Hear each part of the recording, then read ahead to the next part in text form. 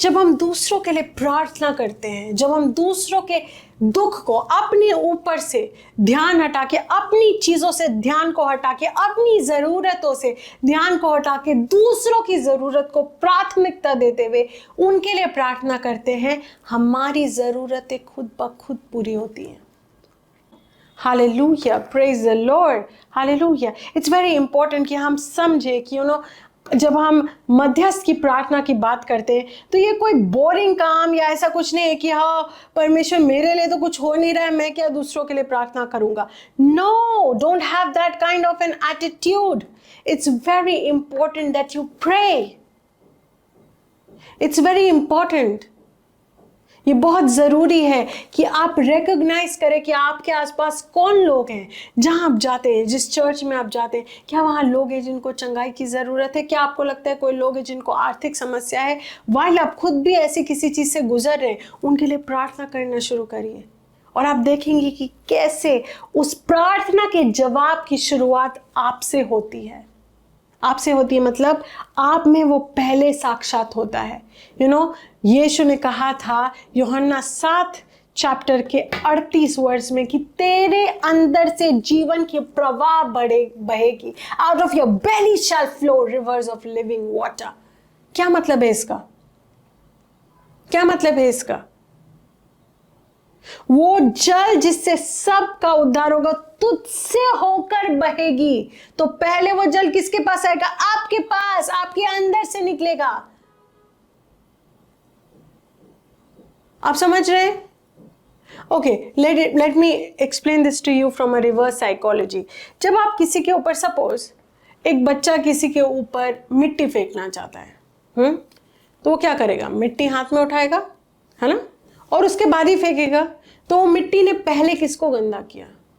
उसके खुद के हाथों को, तभी वो किसी और को गंदा कर सकता है। अब समझ रहे? उसी तरह से आशीष होती है। जब आप दूसरों के जीवन में आशीष चाहते हैं और उस चाहत को आप अपनी प्रार्थना के द्वारा चैनलाइज करते हैं, तो वो आशीष पहले आपसे होके गुजरती है।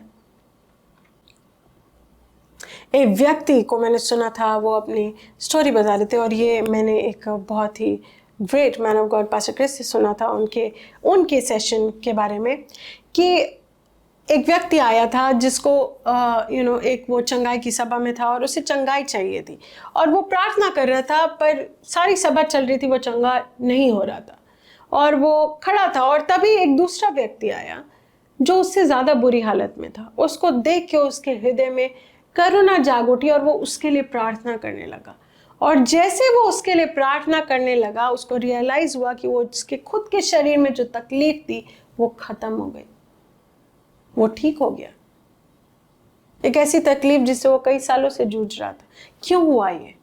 क्योंकि उसके हृदय में प्रेम जागा और वो प्रेम विश्वास की तरह प्रार्थना के द्वारा किसी और की ओर चैनलाइज हुआ। और जैसे ही ये हुआ, उसका खुद के अंदर, उसके खुद के जीवन में संपूर्णता आ गई। जब तक आप स्वार्थी प्रार्थनाएं करते रहेंगे, मैं, मेरे बारे में, मेरे लिए, मेरा चीज, मेरा घर, मेरा परिवार, मेरा पैसा, मेरा धन, मेरा जॉब, मेरा घर, मेरा धन, मेरा शरीर, तब तक शायद कभी कुछ नहीं होगा। पर जब आप अपना ध्यान खुद से हटा के दूसरों की ओर करते हैं, तब आप देखेंगे कैसे आपके जीवन में हर एक चीज सही होती है। Now when I say this, I need to explain you also this, कि जब आप ये प्रैक्टिस करते हैं, आपका हृदय सही होना चाहिए। ये नहीं कि वो पास्टर जी ने कहा था, अच्छा ये बहुत अच्छा मेथड है, अभी मैं क्या करूँगा, अभी मेरे को ये चाहिए तो मेरे को एक आदमी को ढूंढना होगा जो उसको इससे भी बुरा हाल है और फिर मैं उसके लिए प्रार्थना करूँगा। और मन ही मन आप क्या चाह रहे हैं? उसके लिए तो मैं प्रार्थना कर रहा हूँ और मेरा काम हो जाएगा। No, not that way. God deals with your heart. उसको पता है कि आपका हृदय किस ओर है। आपका हृदय उस व्यक्ति की ओर नहीं, अपनी ही ओर है। आप समझ रहे हैं? जब हम दूसरों के लिए प्रार्थना करते हैं, जो चीजें हम दूसरों के लिए स्थापित करते हैं विश्वास के द्वारा, वो चीजें पहले हमारे जीवन में स्थापित होती है। That's God's way, that's how he works. Ayyub जब अपने जीवन में सब कुछ खो चुका था, जोब, अय्यूब कौन है? जोब, जिसने शैतान ने उससे सब कुछ ले लिया था और परमेश्वर ने कहा था ठीक है तुम इसको टेस्ट करो, इससे तुम सब कुछ भी ले लोगे तो ये मेरे प्रति वफादार रहेगा।